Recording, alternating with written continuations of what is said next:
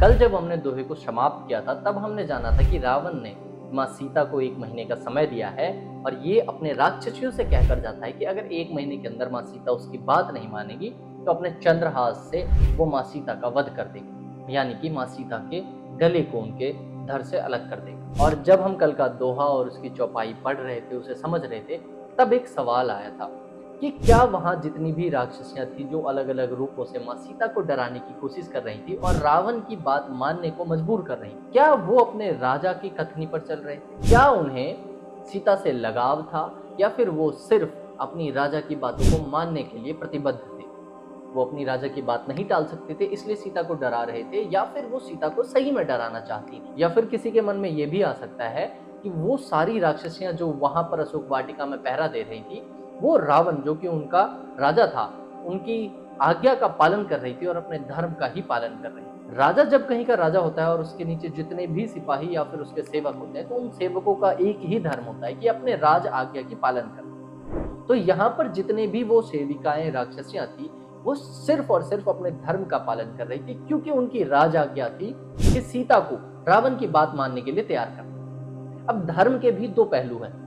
यहाँ पर उनका राजधर्म तो ये कहता था कि वो अपनी राजा की आज्ञा माने, वहीं पर मानवता या फिर जो एकाकी धर्म होता है, जो सर्वोपरि धर्म है, वो ये कहता है कि अगर राजा अनिति कर रहा हो तो फिर प्रजा या फिर सेवक का उस राजा का विरोध करना लाजमी होता है। तो यहाँ पर एक पलरे में तो वो राजधर्म का पालन कर रही है, लेकिन दूसरे पलरे जहाँ सनातन धर्म की बात है वहां पर वो अधर्म आचरण कर रही है। अब यहाँ से हम अपने चैलेंज के अगले दोहे की तरफ बढ़ेंगे और जानेंगे कि जब रावण वहां से चला जाता है तो हनुमान जी और सीता माँ की भेंट कैसी होती है, सीता माँ हनुमान जी पे विश्वास कैसे करेंगी और हनुमान जी अपने बल बुद्धि विवेक का परिचय देते हुए माँ सीता को ये विश्वास कैसे दिलाते हैं कि वो श्री राम के दूत हैं। तो चलिए शुरू करते हैं। जय श्री राम।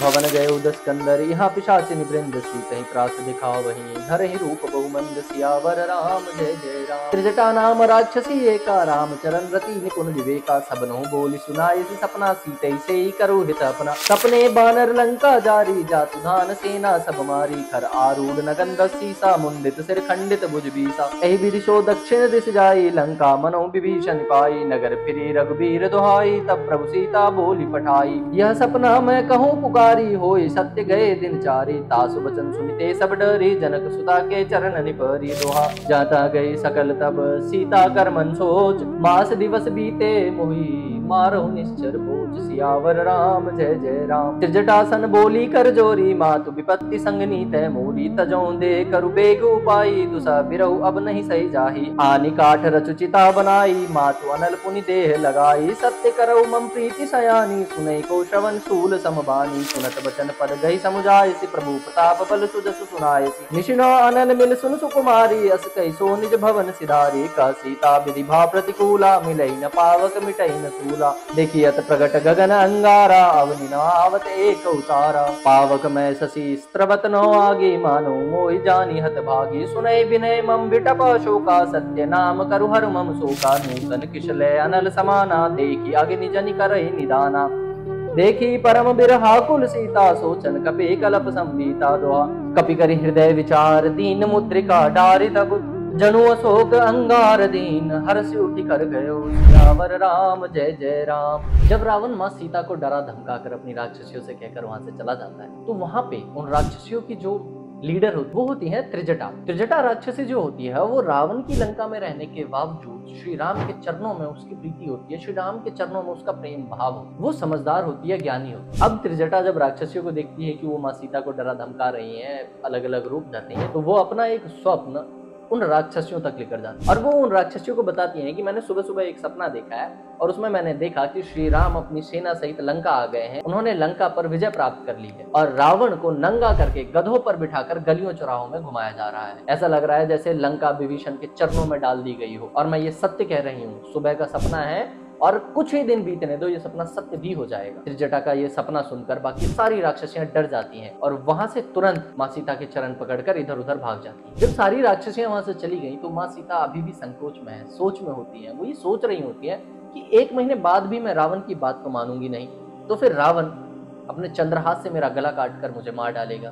और ये सब सोचते हुए वो त्रिजटा से कहती हैं कि हे माते, तू तो मेरी सुख दुख की संगिनी है लंका में, तू एक काम कर, मेरा कष्ट हर ले। ये विरह का जो कष्ट है, ये स्वामी से दूर रहने का जो पीड़ा है, उसे हर ले। मेरे लिए एक चिता सजा, उसमें अग्नि लगा, मैं अपने आप को उस अग्नि को समर्पित कर दूंगी। अब ये विरह नहीं सहा जाता, मैं अपने आप को मृत्यु दे दूंगी। ये सुनकर त्रिजटा प्रभु श्री राम की महिमा शक्ति का गुणगान करते हुए माँ सीता को समझाती है, इतनी चिंता मत कर, अपने पति अपने परमेश्वर श्री राम की शक्तियों पर भरोसा रख, वो आएंगे जरूर। ये सब समझाते हुए अंत में जब सीता माँ नहीं मानती है तो वो उन्हें ये कहकर घर चली जाती है कि अभी तो रात्रि है, रात्रि में अग्नि कहाँ मिलेगी। अब जब त्रिजटा भी वहां से चली गई तो माँ सीता और भी व्याकुल है, और इस चराचर के सभी प्राणी, जीव जंतु, पेड़ पौधे, सितारे, आसमान और चंद्रमा तक को कहती है कि तुम सभी में अग्नि का स्वरूप है, वही अग्नि लाकर मुझे दे दो ताकि मैं इस विरह दुख से मुक्ति पा जाऊं। लेकिन इतना कहने के बाद भी जब उन्हें कुछ नहीं सूझता तो वो विरह में ये कह रही हो कि अब तो लगता है विधाता ने ही मेरे कर्म,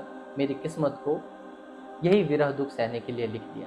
वो व्याकुल हो रही होती है और ये सब देख रहे होते हैं अशोक वृक्ष पे बैठे हुए हनुमान जी, जो कि छोटा सा रूप लेकर ये सारा दृश्य देख रहे हो। अब वो अति हो जाती है और हनुमान जी से माँ सीता की पीड़ा देखी नहीं जाती, और हनुमान जी माँ सीता की व्यथा पीड़ा देखकर व्याकुल हो जाते। व्याकुल होकर सोच विचार कर वो श्री राम की दी हुई मुद्रिका अशोक वृक्ष के नीचे माँ सीता के सामने गिरा देते। अब अशोक के पत्तों से गिरा हुआ कोई अंगार समझकर माँ सीता उसे झट से उठा ले। इसके आगे की कथा हम कल करेंगे, इसके आगे की चौपाई और दोहा हम कल करने वाले हैं, तो कल जुड़ना ना भूलें। और रोमांच और भी ज्यादा रसमय ये कथा होने वाली है। जय श्री राम। अब यहाँ पे फिर से एक सवाल आप सभी के लिए कि जब एक तिनके से माँ रावण को रोक रही होती है तो क्या सच में रावण उस तिनके से डर जाता है, इसीलिए वो माँ सीता से दूर रहता है, या फिर रावण को वो श्राप, वो गंधर्व का श्राप याद आ जाता है जिसकी वजह से वो माँ सीता को हाथ नहीं लगा, या फिर वो जानता है कि माँ सीता जगत जननी है और उन्हें अगर मैं हाथ लगाऊंगा तो मैं भस्म हो जाऊंगा। क्या डर था